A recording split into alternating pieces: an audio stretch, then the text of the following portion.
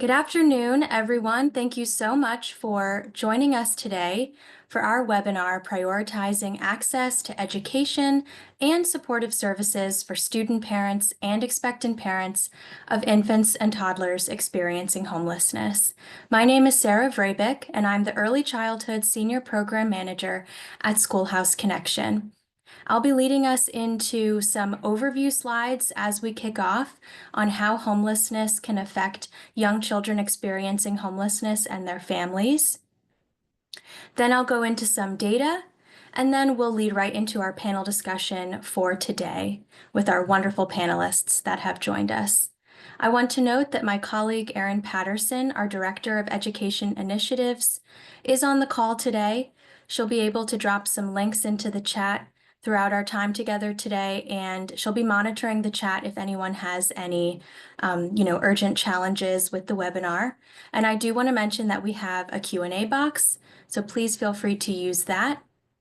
And we will have time at the end for audience question and answer. To start, a little bit about SchoolHouse Connection. We are a national nonprofit working to overcome homelessness through education. And we do this by providing practical assistance and strategic advocacy, partnering with early childhood programs, with schools, institutions of higher ed, with families, youth, and service providers. I encourage you to check out our website. There you can stay up to date on all of our federal and state policy advocacy. We also post all of the questions that we receive in our inbox, as well as detailed responses. So if you're having a particular challenge or issue in your work, chances are that someone in another community has experienced the same thing. So that can be a great resource for your work. On our website, we also have a ton of resources and tools, and you can register for upcoming webinars like this one. I want to mention our Network of Youth Scholars. This is a program we are incredibly proud of. We provide financial scholarship and case management support to youth scholars on their collegiate journeys. So if you are currently working with a high school student who has experienced homelessness in the past or who is currently experiencing homelessness, please check out our website to learn more about that program and how to apply. I also want to mention that our webinar is being recorded today, and following our time together today, we will share that recording out to you as well as the slides. So we always like to start webinars and conversations such as this by grounding ourselves in the McKinney-Vento definition of homelessness, which defines homelessness for children and youth as lacking a fixed, regular, and adequate nighttime residence. So as you can see on this slide, it encompasses a variety of different circumstances, notably the first bullet, sharing the housing of others due to loss of housing, economic hardship, or a similar reason. And this is often referred to as doubled up homelessness. At SchoolHouse, we refer to this as hidden homelessness because across communities, it's not typical that you will see families with really young children, with infants and toddlers, highly visible. Typically, they're not, staying on a park bench every night or sleeping on the sidewalks. So it can be really difficult to identify this population of families experiencing homelessness and then to get them connected to the programs and services that they deserve. We know from our partners at 0 to 3 through their State of Babies yearbook, a great resource that I encourage you to explore, that just over 15% of infants and toddlers live in crowded housing. And these kinds of conditions can jeopardize child development. They can lead to delays in language development, in literacy development, and social emotional development. We also know that pregnancy is the second highest risk factor for young adult homelessness, second only to lacking a high school diploma, and that high school students who are experiencing homelessness are 10 times more likely to become pregnant or to get someone pregnant, which is why it's so important that we wrap this population of families with really critical services. Just last year, the Department of Housing and Urban Development reported a 16% increase in families experiencing homelessness staying in shelters. And this is a significant increase, and it's only accounting for the families who are utilizing shelter services. So imagine the true statistic if we also considered those who qualified as homeless under the McKinney-Vento Act. We also know through our partners at the Eviction Lab out of Princeton University that babies are actually the age group at greatest risk of eviction in our country. And if you are interested in learning more about that research, we did a webinar with the Eviction Lab earlier this year, and it's archived on our website. So I encourage you to check out that resource as well. Homelessness in the earliest years can have serious consequences. I mentioned it can lead to those developmental delays. It can also have a greater cumulative toll of negative health outcomes. We also know that it's linked to higher rates of asthma and wheezing later in life. We also know that even after families are stably housed, these kinds of consequences and impacts can be long-lasting. And you can see in that bottom bullet, a really significant piece of evidence of this is the high school graduation rate for students experiencing homelessness compared to all other students. And for all of these reasons and more, it's critical that we connect young children experiencing homelessness to high-quality early childhood development programs. We know that access to and regular participation in these programs can actually mitigate the effects that you see on this slide and help children experiencing homelessness stay on a path towards healthy development. But as I'm sure most on this webinar can attest to, it's really challenging for families experiencing homelessness to access these programs. They often encounter many barriers. They are typically highly mobile. Because of that high mobility, they may not have on hand the documentation that you would usually need to enroll your child. Transportation is a huge barrier that we see in communities across the country. And also, wherever that family is located, the providers that are available may not have strong awareness, both of the McKinney-Vento definition of homelessness and all of the different circumstances that it encompasses, but then also the best ways to locate these families with young children in their community and how to build trust with them so they're more likely to enroll and participate in these high-quality early childhood development programs. And this is why we're gathered here together today. We have two incredible panelists who are joining us to talk about how they remove these barriers in their specific communities to best serve families with young children experiencing homelessness.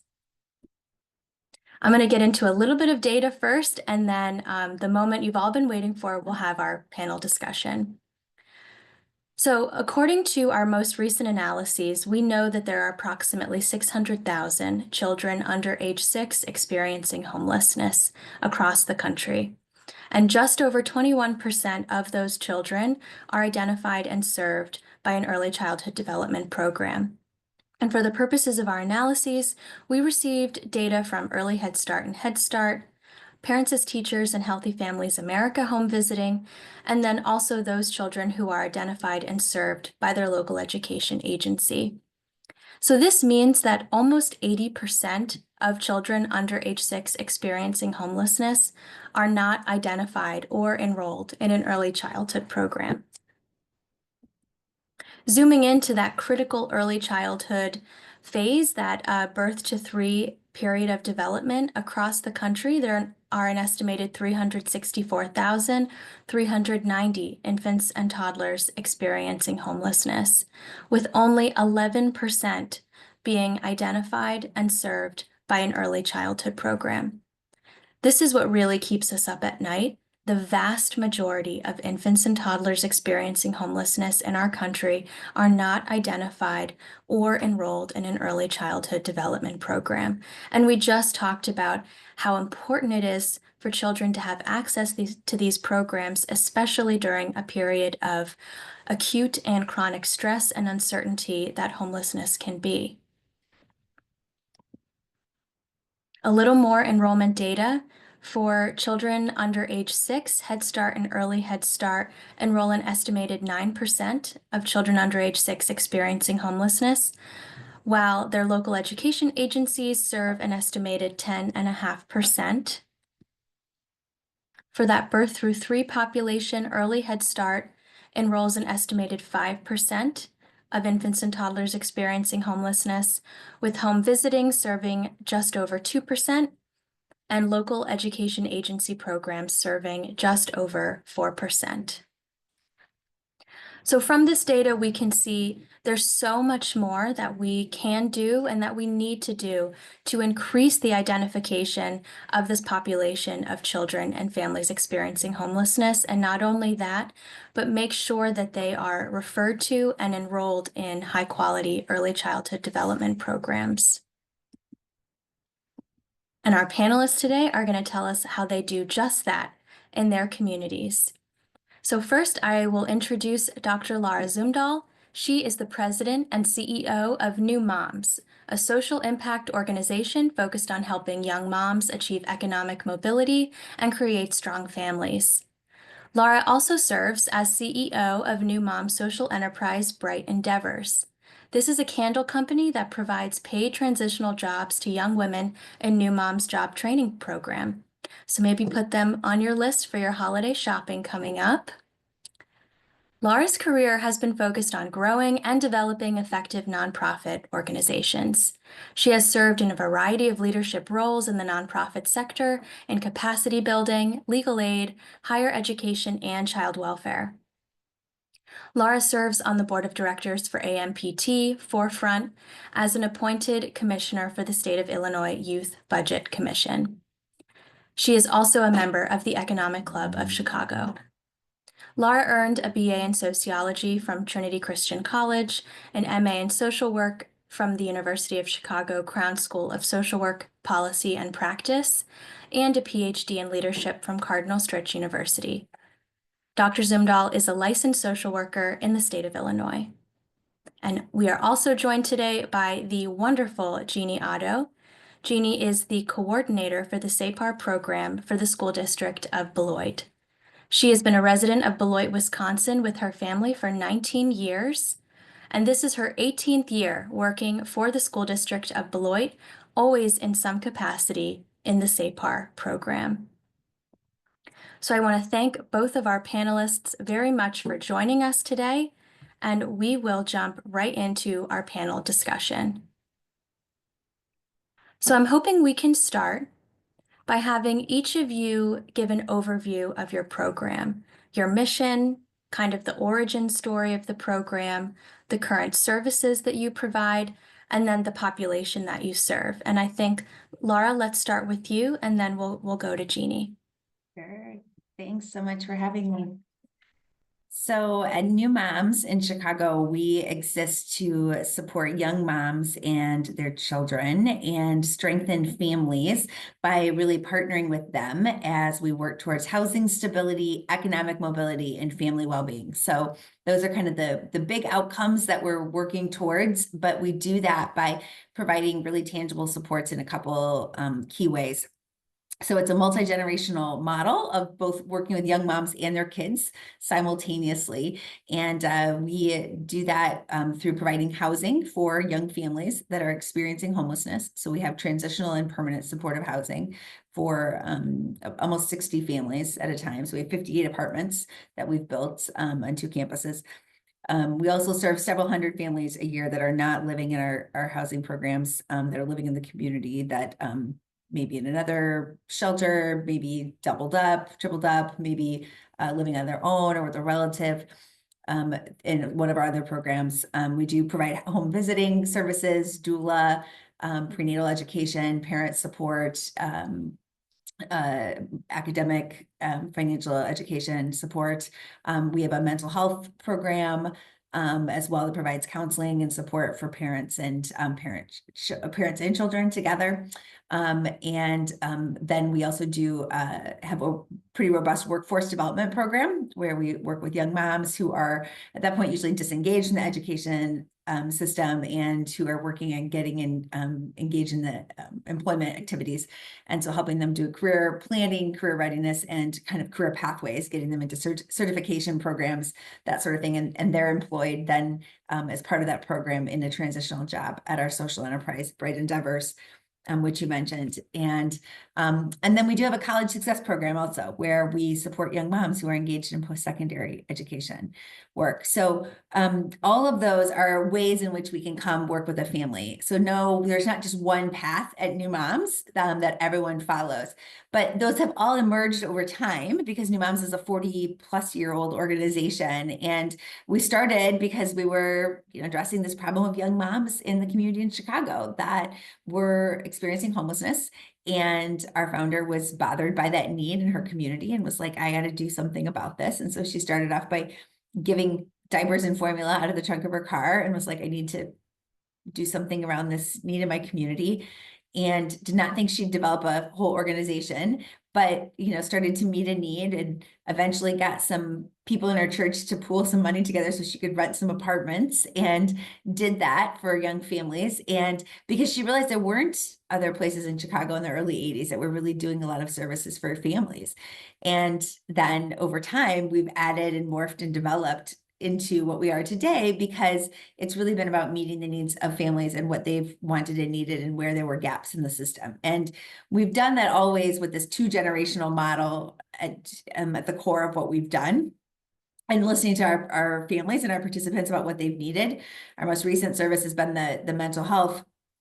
And that's been because the access to mental health needs in our community has become so hard. To list our long workforce shortages, things like that. And so it's been really hard to access at other places. And so we finally brought those services in-house.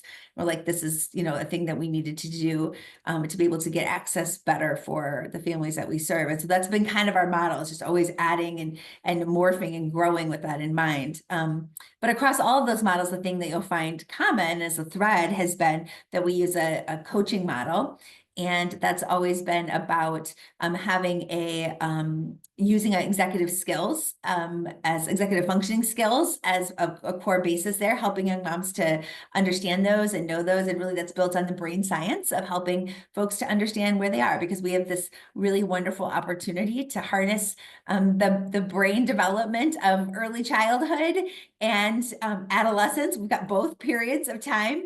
And interestingly, research shows that the third period of great brain development is new parents, when you become a new parent. And so we've got like the trifecta of brain development. And so that's a pretty cool opportunity for us. And so we really try to work with all of those and really support families where they are when they come in, and just help them achieve their goals, whatever that is. Thank you so much, Laura. Jeannie, I'm going to toss it over to you. Great, thank you so much for having me.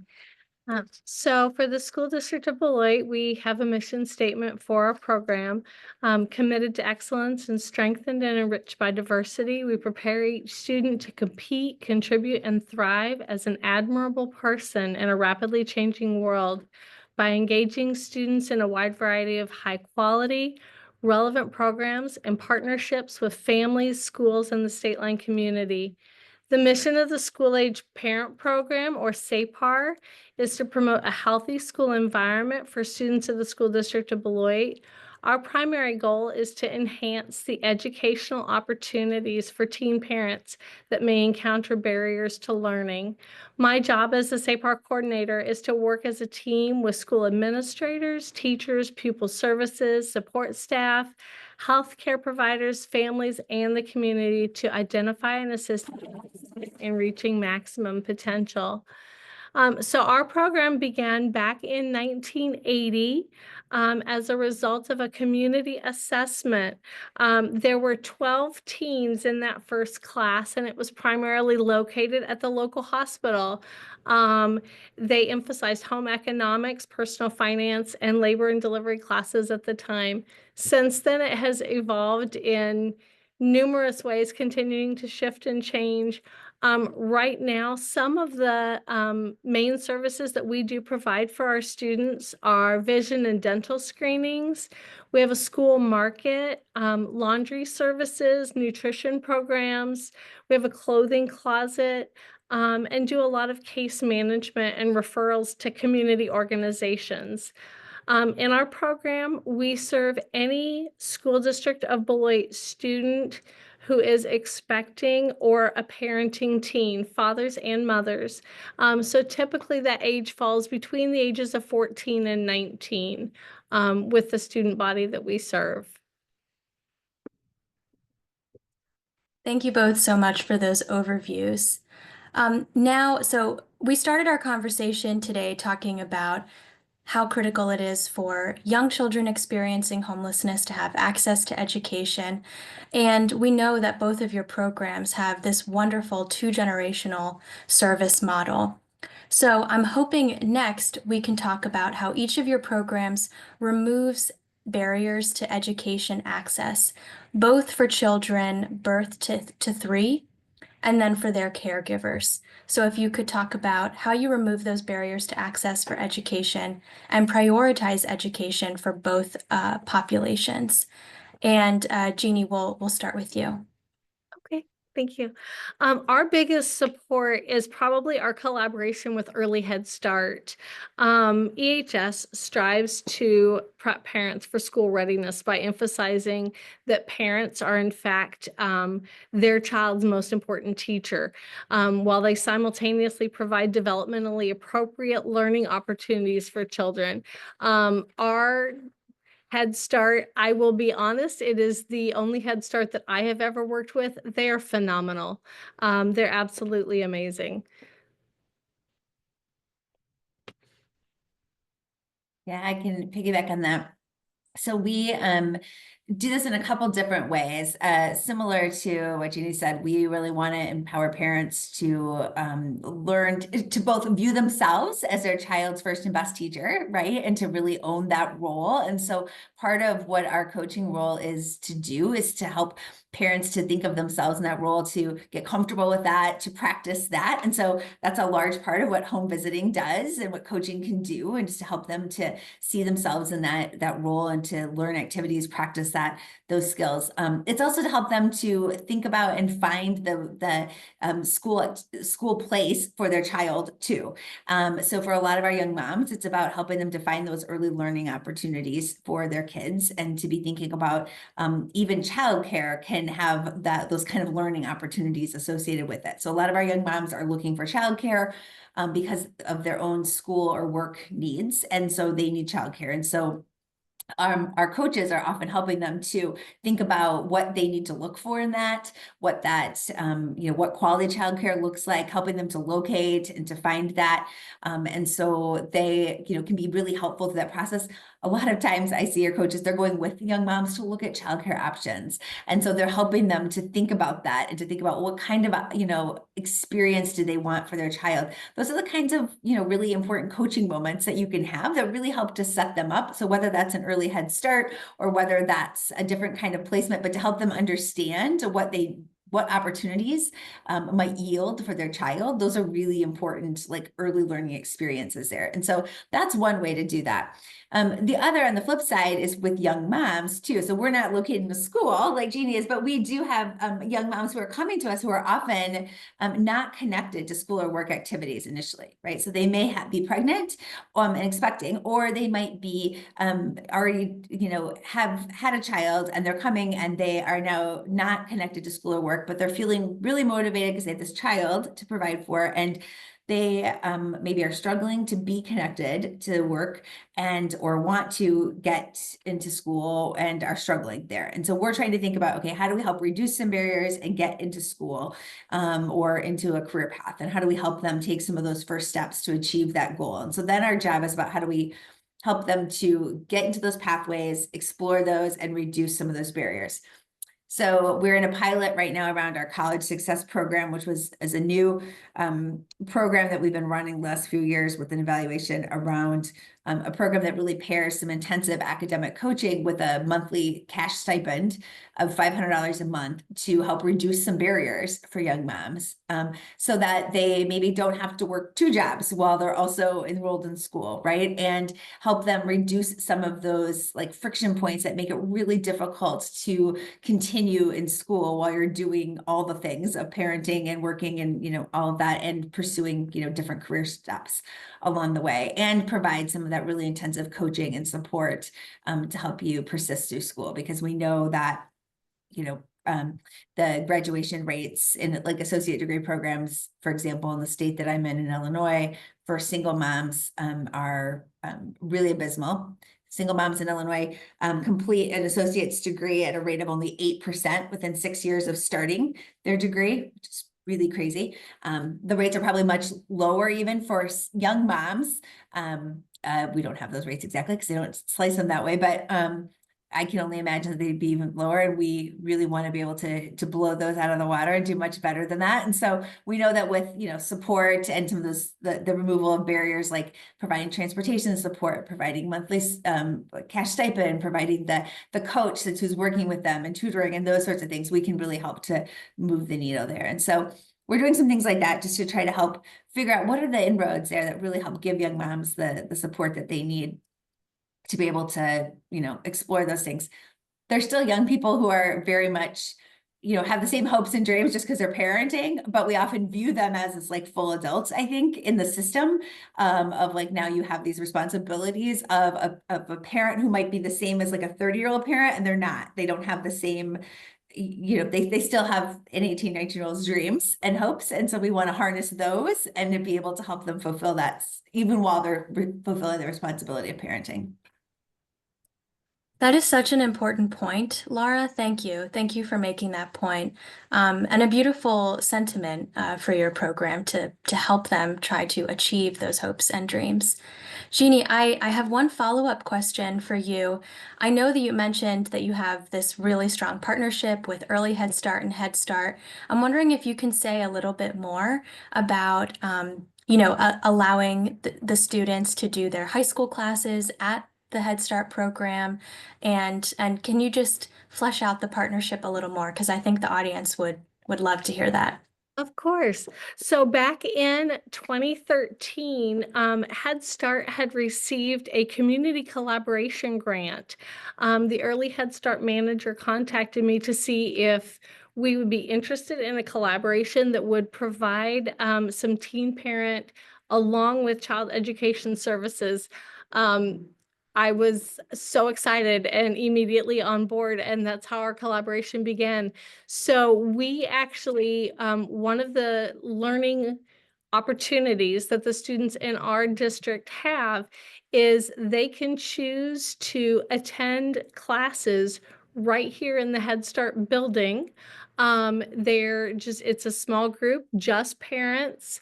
And Head Start provides them free quality childcare and learning, literally right across the hall. So this has been great for those students who, I mean, as a new mom, I wouldn't have wanted to have my child away from me any longer than I could have. So they can see their child throughout the day. They eat breakfast and lunch every day with their kids. For my nursing moms, which I've had quite a few over the years, there's a nursing room right here, and they can take their child and go over there and nurse and still attend school, and so not have that separation from their baby during the day. So it's a fantastic program, and the students who come over here and have gotten to experience the program over the years, honestly, probably 99% of them have absolutely loved it, thrived, and I've actually gotten a lot of referrals to the program through other students because they've said that there's no way that they would have either separated themselves from their child during the day to go to a traditional high school during the day, or they wouldn't have been able to graduate without having this program. So it's been amazing. Thank you so much. Thank you. So I know we started to talk a little bit about economic mobility. So let's dive a little deeper into that topic. I know that both of your programs emphasize economic mobility. Education is a key component in that. But can you talk a little more about how your programs center economic mobility for the participants? And Laura, let's start with you and New Moms. Sure.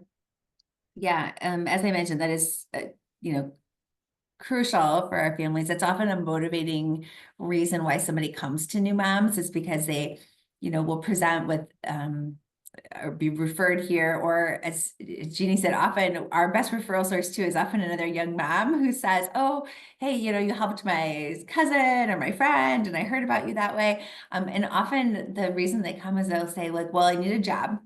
And so I heard that you have a job training program. And that sometimes is their first entry.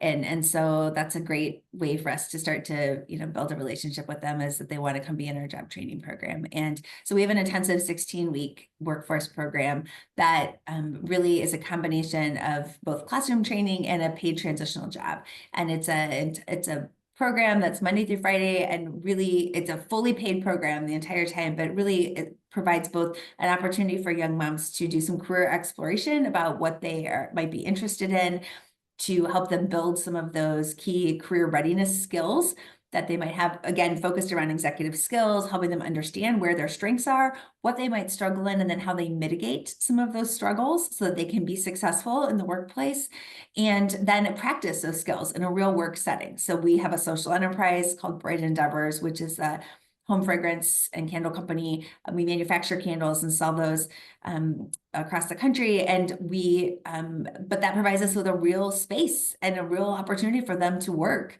It's a supportive environment, but it's a real workplace. It's a real manufacturing center and a real space. And so they get a chance to get some experience to put on their resume. They're getting paid for it. So there's a great motivation of like getting paid right away for a job. And it's a chance to practice those skills in a space where, you're not going to get fired if you screw up right away. There's a coaching conversation, but there is an opportunity for you to practice those skills. So it's very different to have a job than to talk about having a job, right? And so there's this great opportunity to do that. And then as they near towards the end of that, they move into more of a career pathway. We have multiple different pathways, and where they can gear and move towards an industry where they're more interested. So whether that's healthcare or IT or customer service or things that they're more interested in, and get a certification in one of those areas as they work towards something that they can then scaffold down the road, which gives them something very tangible to use and have as they move into that career. And that's really important. It's important in the workforce today to have that tangibly. We help place them in permanent employment when they exit. They often are leaving to do education and more employment too. We love it when they're enrolled in our other programs at the same time, or concurrently too, or afterwards. But it's really helpful for them to be able to have those opportunities to build both the confidence along with the economic muscle, right? It's both and, because, having the real job skills is great, and we want to earn the money. That's really important. That's what they come for. But it's also about building that confidence. We find with young women, especially because they need to build that. That's helping to build their parenting skills. It's helping in this unique environment. It's helping them to figure out how to navigate the workplace as a parent, which is a really important thing about our program, right? Thinking about how are you going to navigate this? How are you going to navigate working when your child is sick in the morning? What are you going to do for childcare, or when your childcare center closes because they have a workforce shortage, which still is happening in childcare centers sometimes, right? Like, what are you going to do? Or when they have a week closure at the holidays and you still have to go to work and you don't have PTO, or what are you going to do? So how are we going to help you think ahead about solutions for this? And how are we going to navigate these things? Those are really important conversations that, our young moms need to have, and they need to have plans in place for those things so they can be really successful in the workplace. It's not just let's get a job and that's the end all. This is about how do you think about a career, and then how do we help you think now about how you're going to help navigate that career so that you can be really successful in the long run, to building mobility so that you can support your family with a living wage and the ability to move, and that can grow over time. Thank you so much, Laura. Thank you. Incredible work that you all are doing. Jeannie, I'll throw it to you. Same thing about how your program is centering economic mobility. Okay. So in our school district, students have multiple education options. We have Beloit Memorial High School, which is our traditional high school. We have an alternative school, which is Beloit Learning Academy. We also do GED Option 2 programs, Beloit Virtual School. We have the Teen Parenting Program, which is the students coming over to the Head Start building. And then we also do Fresh Start and Challenge Academy. So we all know students who earn their high school diploma, they've been proven to have that higher income potential and employment rate over those who drop out of high school. It makes a big difference. They also get more job opportunities as well as opportunity for skill development and that credentialing that comes through gained access to further education. With that in mind, our school district has a lot of collaborations with local community and technical colleges for multiple different certifications that students can earn while they're still in high school, which obviously we promote to our teen parents and encourage so that they can make that higher income at an earlier stage in their life. We do a lot of career exploration. We do case management work, applying to colleges, monitoring students' GPA, attendance, and school credits, just to make sure that they are moving forward at a timely manner through their high school career, in order to, again, be in a place where they can provide a better life for them and their child. And then we promote those interventions based on the results that we're seeing. So the Fresh Start program that we always have students enrolled in, that is a program that is heavily centered around construction. Every year they build a house in the community, and the students also get paid to go to school, and that's through community action. So that's a fantastic program that we are have a collaboration with. And just the multiple certification programs that are available through our school district's partnerships with our local community colleges. We have certifications for CNA, for early childhood, for welding and construction, just for hospitality services. There's a lot of different certification programs that our students have actually really enjoyed taking advantage of over the years, and it makes a difference how quickly their income can be at that higher level. It makes a difference not only for them, but obviously for their child as well. Can I just say how much I love that, Judy? That I love that you also monitor like their GPAs and attendance, and that you're so focused on, I mean, this is the benefit, I think, of having a school district that's spending some resources and focus on this, because coming from a school district in Chicago where we have, you know, a large school district where it's so easy for kids to get lost, right? And I think the expectation can be that if you're a parent at a young age, that it's the expectation is you may not finish, right? And so many of our young moms come and they've left, they haven't finished school. And so now they're working on GEDs. And so the usual story is that they haven't finished school. And so the road is so much harder and longer. Yes. And so the fact that you have a school district that's like really supporting them and and the expectation is that they will finish and that there's just multiple paths to get there is the difference maker, right? That we should have high expectations that folks can and will finish, and that there's a lot of paths and that we can just remove barriers to get there. And that should be our expectation rather than that you can't do it. That's the game changer right there, right? Yes, I think so. Thank you. Yeah, it's great. I could not agree more. Yep, I could not agree more. So now let's move to a kind of big ticket item, transportation. This is a challenge that is seen across communities across the country. It's really challenging for young families experiencing homelessness to have reliable transportation. And Jeannie, I'd like to start with your program because I know that transportation support is a key and critical component to the success of your program. So Can you talk about what that support looks like for your program and how you were able to make it such a key component in your service delivery? Absolutely. So our school district also provides busing or gas cards for all McKinney-Vento students. And for students that are part of the teen parent program, that includes their children. So the bus will go to the student's home, pick them and their child up. They have little bitty car seats even on the bus, and they'll pick their kids up and bring them to school in the morning.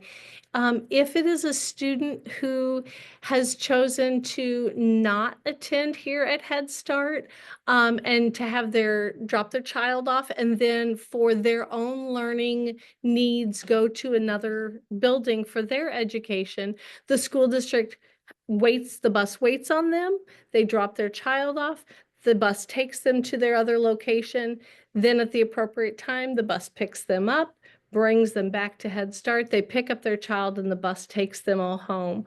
Our school social worker is amazing. She helps me coordinate all this for the different students. And it's vital because transportation is probably the biggest barrier to getting students to school. So then, of course, there's also we do have some students who have their own car. And sometimes we get those students who, because of the nature of their homelessness, they bounce around a lot. So it's easier for them to have a gas card and have a ride to school than constantly for them changing their location for the bus company. So we'll do gas cards for those students. We also provide bus tokens for the local city bus for transportation. And I went through a process with our district office, which all of the school district employees can do, where I am also able to transport students. So as long as they have a car seat in their car, I can take them and their babies. And I have taken, I'll take students to and from school sometimes, like if their ride bails at the last minute and I'm available to go pick them up. I'll even run students to doctor's appointments, WIC appointments, court appointments. There's been times when I've had a student text me and say, I thought I had a ride to work and it bailed, and they've got to get to work. That's an important piece to that economic mobility. They need their job. So I'll pick up a student and run them to work. So we all work together with getting our kids to and from school. Yeah. And oh, I'm sorry, you also wanted to know like how we could start a piece like that too. I would say probably forming a committee with local transportation agencies in your city to discuss what services can be provided, under what circumstances those services can be provided, and what can we do at a discounted cost. To try to get those services in place for our students, because that's a huge piece. Thank you so much. It's so incredible to hear you talk about that transportation piece. What you all are doing in Beloit is amazing. And I wish it could just be happening everywhere. So thank you. Laura, same question about how do we prioritize transportation support? How do y'all do that at New Moms? Yeah, transportation is key because if they can't get to where they need to go, nothing really matters, right? So we do both services that are center-based and in the community. And so in some cases where we can, we try to really bring things to families where they are. So we have staff where, where we can bring services to them, we do. So that's one thing is for appointments, if they're going to meet with a coach or that sort of thing, we're like, can we go to where they are? That's one thing to try to flip that. Don't make people come to you, go there. So that's one way we try to switch that when possible. But certainly for things like a job training program where they need to come to work, they have to come to us. And so we just realized a long time ago that a part of running programs like that was going to include the cost of transportation for everyone all the time, and that we had to do that. Now we live in an urban area, and so we do have some transportation systems built in. And Chicago has decent-ish public transportation. it's not the best, but it's not the worst. And so we're able to utilize that, which is good. And we're really thoughtful about making sure that our locations have to be have public transportation, where we are. And so that is a key component of we just can't be located where we don't have access to trains and buses. And so that's really key. And so we provide transit cards that work with the bus and the train for all of our participants all the time. And so that is just a key part of being in our job training program, that's just part of being there. It's part of making sure that for therapy appointments that you have transportation. We will provide, the same thing. We will provide that for groups, for things like that. For participants, we also serve in some of our suburban, some of the suburbs nearby where we don't have as great a transportation, public transit options. That's where it gets trickier. A thing that's been a real game changer for us has been the proliferation of ride shares like Uber and Lyft and that sort of thing, which has been much easier. Taxis used to be a lot harder to coordinate back in the day because I'm aging myself, but now that we have ride shares, it's gotten easier because you can actually manage that from an agency perspective a lot easier from a financial perspective. And we actually have developed a partnership with Lyft and they donate a bunch of codes to us that we can use and administer. And so that's actually helped us. They pay for some of that for us. And so we can administer. It's a pain to do. I'm not going to lie, but we do it. Somebody has to do all the administration of that, right? But we do, and our coaches have learned how to do it, right? So we can order them up. So we use lifts to get people to, when we do therapy appointments or groups or that sort of thing, to get people to and from, because that is how we can get folks to and from places when we need to, where we don't have good public transit options. And so that is just a cost of doing the programs, but we found that it's really important. That's amazing. And just a quick follow-up, because I'm sure we have some audience members with the same question. Did you reach out to Lyft to try and form that partnership? Did they reach out to you? No, Lyft came to us. They came to us and a couple others at one point, I think when they were first coming into the Chicago market, probably with some sort of corporate feel-good strategy. I'm not going to lie. It probably was. And we were like, sure, okay, that's fine, because we're spending the money here. And so Okay. we used it. And then I've probably laid on the corporate guilt every year where I was like, and we're going to need more because it just costs more every year, right? That's what it Yeah. is. But it is, this is a reality of we have to spend it. And I will say we have some contracts for some of our work, and transportation is a big line item on our contracts every year, just for funding. It is a major expense of these programs. It is. Thank you both. Thank you both so much. So now I'd like to move on to caregiver voice. So we know that it is so critical to elevate the voice and perspective of people experiencing homelessness, particularly young parents. They are the experts of their own experience. And when you have a young child, an infant, a toddler, they cannot necessarily advocate for themselves. So a young parent is both their own self-advocate and advocate for their child. So it's critical that we elevate their perspectives to improve our service delivery. So I'm curious, for the both of your programs, how do you collect that caregiver voice and perspective and then use it to improve your service delivery? And Laura, we can start with you and then go to Jeannie.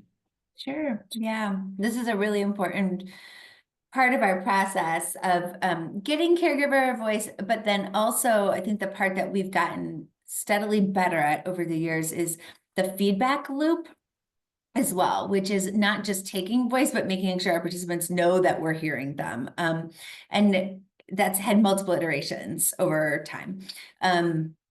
So we went through a process, oh gosh, probably 7 or 8 years ago. We worked with an organization called Listen for Good, and they helped us to rethink all of our feedback mechanisms that we use with our participants. And what was helpful with that was we were always collecting feedback from participants. We did a lot of surveys and listening groups and that sort of thing in all of our programs. But what we weren't good at was saying to our participants, we hear you, here's what we heard, and here's what we're going to do as a result of that. And that has changed, and we've gotten better at that now. So for example, like with our residents and, you know, a building where we get feedback and we say like, what do you want different? You know, what do you like? What don't you like?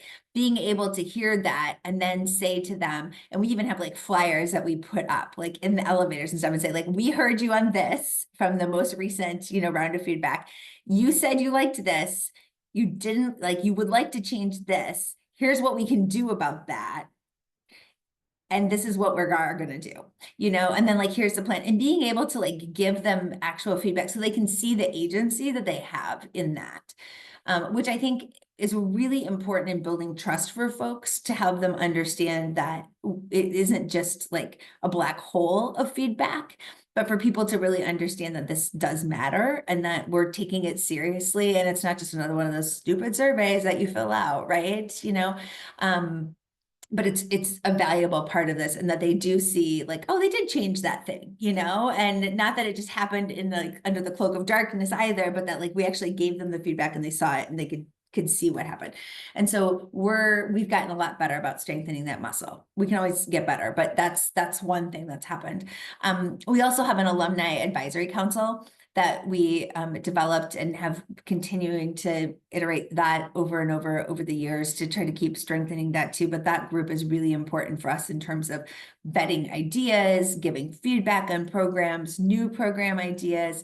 They meet with all of our program directors every year to talk about the programs and what's happening and to give feedback. That group is really important for us because they have just enough perspective to be able to come out of the moment of crisis. Because when you're in also the moment of crisis, it's not really a fair burden, I don't think, to put on somebody to say, and also tell us all the things that we should be doing, right? Like you also should be also just allowed to take care of yourself in that moment, right? So I think we sometimes in the sector want to put a burden on other folks too, to also, you do our work for us too, and that's not right. But we need to give people the space and then say, when you have enough space to give some reflection, can you also then help us? And we pay people for their time and we pay people for their opinions, and you know, and we provide transportation and childcare and all the things also for that time, right? But we also, you know, really want to harness their expertise and say, like, can you help us to like think about how we make this better and think about what else we should do? And there's been some great ideas that have come from that. Amazing. Thank you. Thank you for sharing that. Jeannie, to you. So with my students, I think as far as elevating caregiver voice, a big thing to keep in mind is that my students are all students. They're teenagers. Some of them are as young as 14 years old, and they are in that process of even learning to find their voice. So we do some different things. With them being parents of early Head Start students, they are welcomed to join the parenting committee here at Head Start, regardless of the fact that they are teenagers themselves. So that has been very empowering for some of my students.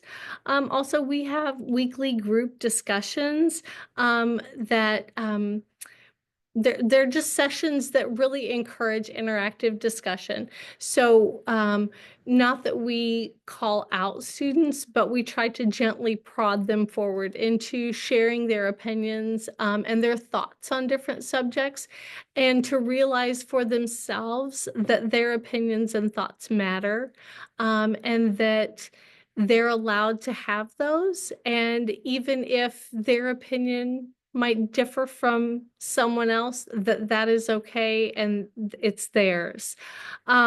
We also promote and encourage self-advocacy in different ways.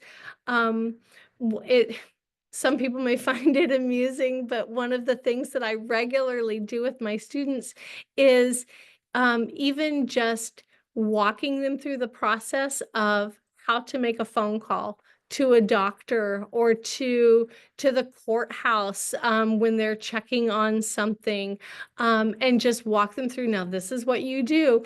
One of the things that has changed over the years is way back when I used to make phone calls for my students. They'd be like, hey, Miss Otto, can you do this? Can you call them for me? You know, because it was intimidating. And that has changed. Anymore, I'm like, nope. nope, I can't call them for you. I can help you. I can prep you to call them, and I can sit with you while you call them. And sometimes I'll even write a little note like, don't forget to ask this, or we'll make an outline of the things that they want to go through in a conversation. Just to there's power in them being the one to do it, whether it's for themselves or for their child. Just the fact that they're allowed to speak out for themselves, and teaching them that that is not only allowed, but that's a really good thing for them to be able to do. Thank you. Yeah, that's an important perspective. Thank you. Okay, I'm going to keep moving us along just in the interest of time. And now I want to get into some success metrics. So I'm curious, I think our audience is also curious, how many expectant parents have participated in your programs the last year? How many children birth through 3? And then how many teen parents?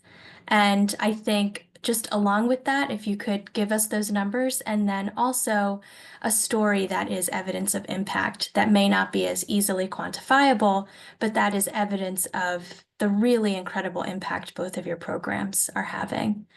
So Jeannie, if it's okay, let's start with you. Sure. So to date for the 2024-25 school year, I'm working with 30 students. 9 of those are new pregnancies this year. Last year, so for the 2023-24 school year, I worked with a total of 40 students, and 15 of those were new pregnancies. I can go further back if you want. I looked up back to, if I went for 5 years back to 2020, 2021, I've worked with a combined total of 228 students. And in that time, we've had 74 new pregnancies, and we've had 76 students earn their high school diploma in the last 5 years. So I think all my students are incredible. And they know, with me and in our community, once they're one of my kids, they're always one of my kids. And I don't ever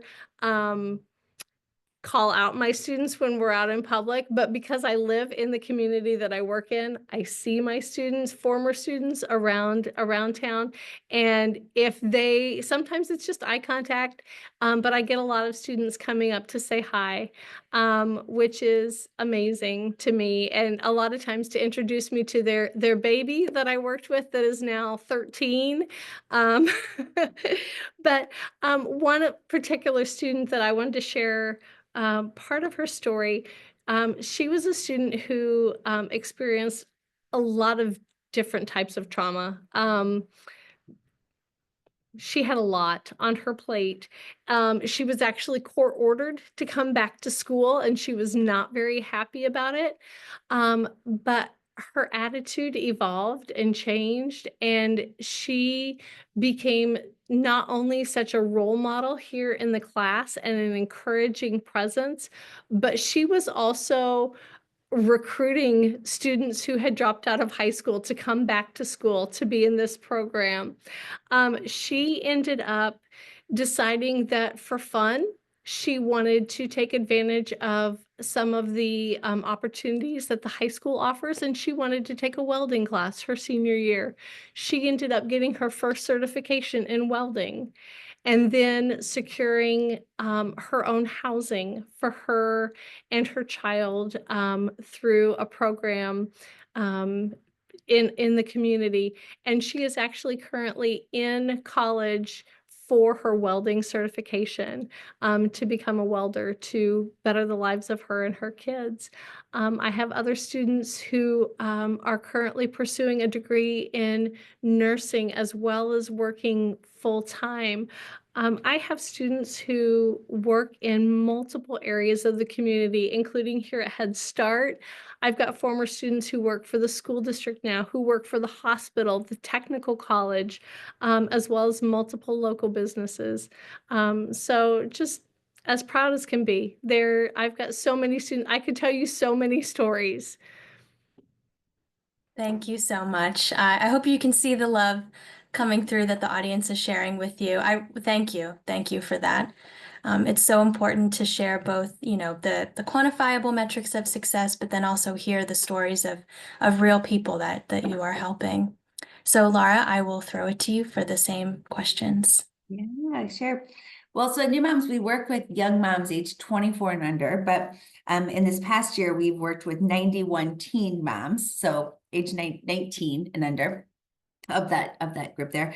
And we've worked with 84 expectant young moms and 252 children ages 0 to 3. So that's that population there.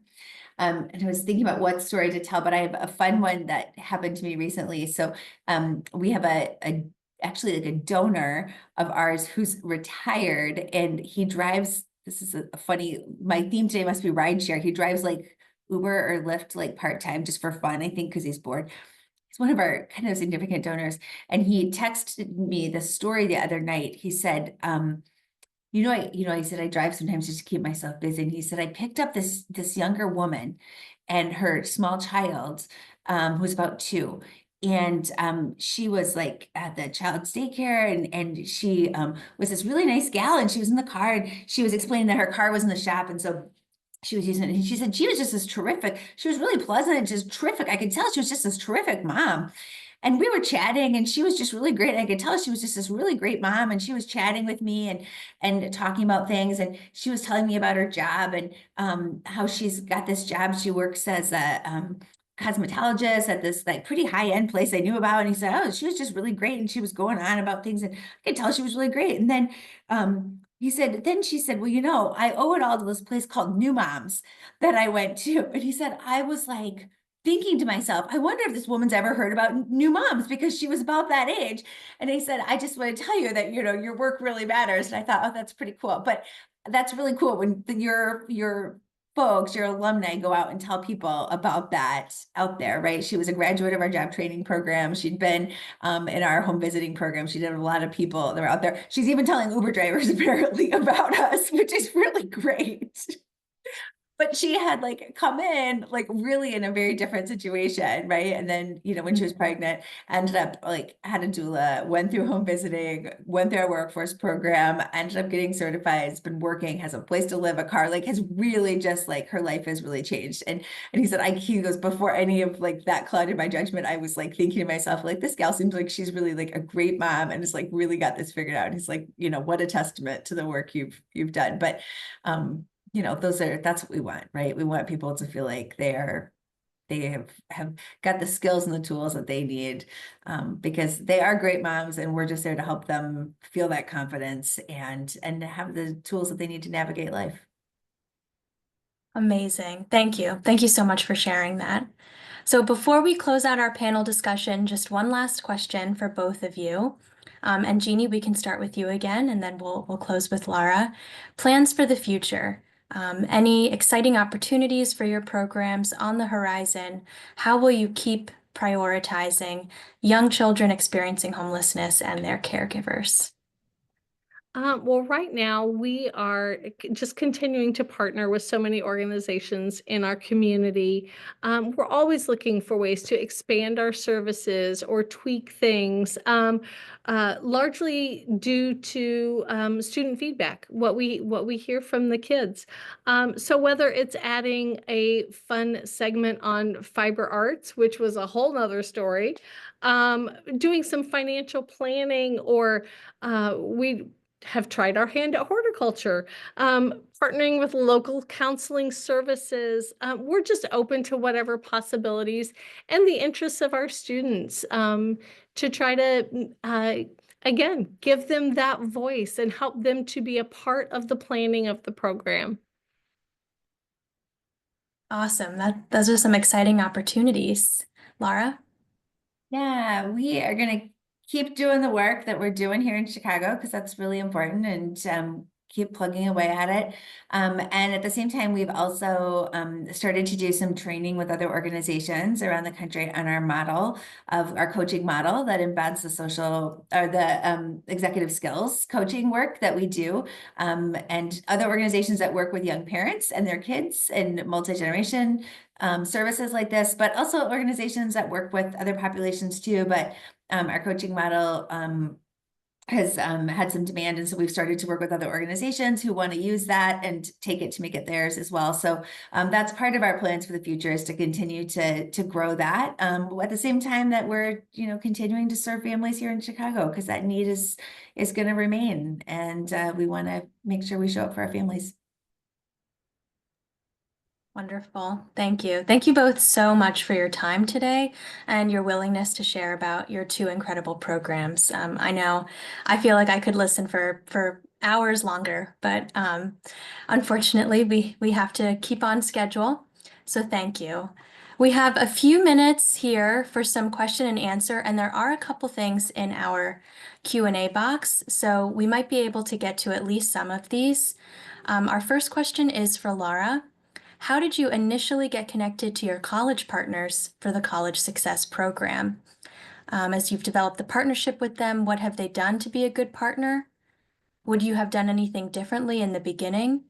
This participant is coming from a community college and would love to learn more about how they can better approach and partner with local organizations to serve students.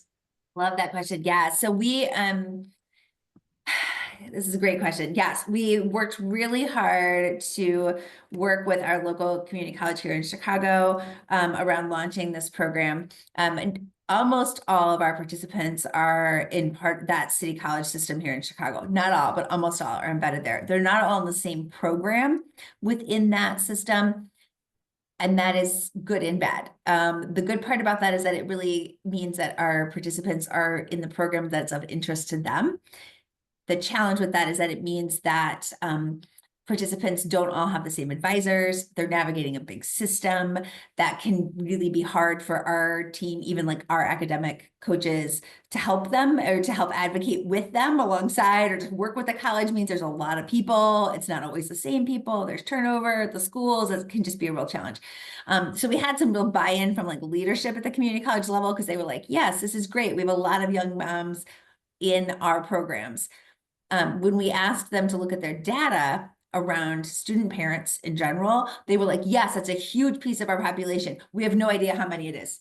And we were like, well, we are confident you have a lot. And we are confident you have a lot that are experiencing homelessness. And they're like, yes, we have no idea how many. And we're like, that's crazy. You surely do know. You should figure that out. So there's some gaps there in some of these systems, but we've got to do better about partnering between agencies that are in the community and these school systems in order to help meet the needs there. Because we're bringing all these resources to the table. We would love to figure out how we can help partner and make this better. And we're frankly helping your graduation rates tremendously here. And so like this can work, and there's lots of other great, college persistence programs that are out there too. This was a unique one focused on young moms, frankly, bringing like a ton of cash to the table around this, like to try to help make it work.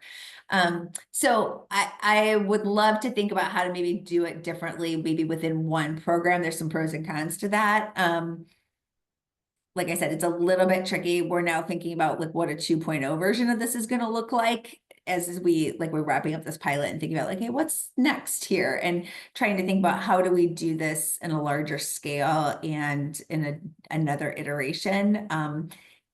It's really hard when you're in a large geographic area. And so there's a lot of turnover and there's a lot of like, bureaucracy to deal with there. And so we're trying to wrap our heads around that. So it's not a great answer, but it's like, those are some of the challenges, I think, with this, when you're trying to like meet everybody's interests and needs. And you've got institutions that are like, yeah, this is great. And then you've got a lot of like political turnover and things that are happening. And you're like, it's really hard to figure out how to make that happen. But I do think we've got to have these partnerships to make it work, because the schools aren't going to be able to do it all on their own. And like, we can bring some resources to the table to help make that work, because we need the academic partnership. We certainly, can't do all these programs on our own, but we need to strengthen those. Thank you very much. That's really helpful. Thank you.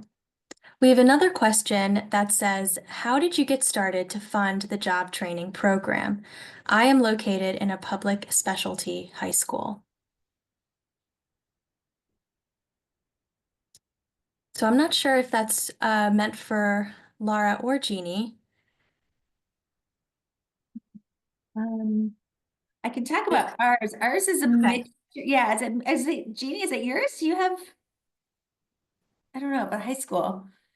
We like our job training program, as far as the high school has a collaboration for certifications that they have established with Right. different businesses in town.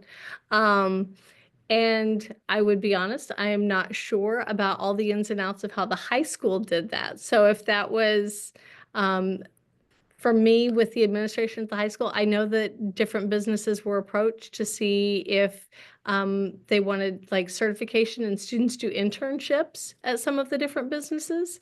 But that's more on a general school district level. It's above me. Right. There is another question that is asking, Laura, you have a lot of quote unquote in-house programs. So they're asking about the funding for each of those elements, like transitional housing, job training. Yeah. Yeah, our funding for all of our programs is really a mixture. We do have some contracts, some government contracts that we are a mixture of either state, county, local jurisdictions, city that we have, that's some, public funding that we administer. That's about half of our funding total. The rest is a mixture of fundraising from individuals, foundation funding, grants. We have some earned revenue that we have that is a result of revenue from sales from our social enterprise, the Bright Endeavors, the candle company that we mentioned. And so that also helps to feed our revenue source too. So we're a real mixture of diversified funding, which is kind of a lot to manage, but that does help us to kind of fund all of those programs. So each one has kind of a mixture, each of those programs has kind of a mixture of all of those sources that helps to fund it. Great, thank you. And we have one last question. For the gas cards, do you require valid insurance and registration for dispersing gas cards? No. Okay. Thank you. All right, well, I think that is all for our questions and answers. This has been a wonderful time. Thank you both so much. I want to let our audience know that the slides that will be shared with you, and I do think that Erin also put them in the chat, but they will also be emailed to you later. They contain a ton of resources. So not only do they contain search links for how to find local high-quality early childhood programs in your area, but also links to the 50-state analysis I mentioned of infant and toddler homelessness across the country, and a ton of other resources for you to use in your work. So we encourage you to check out the rest of those slides. And I just want to say to everyone, thank you so much for joining us today. Thank you.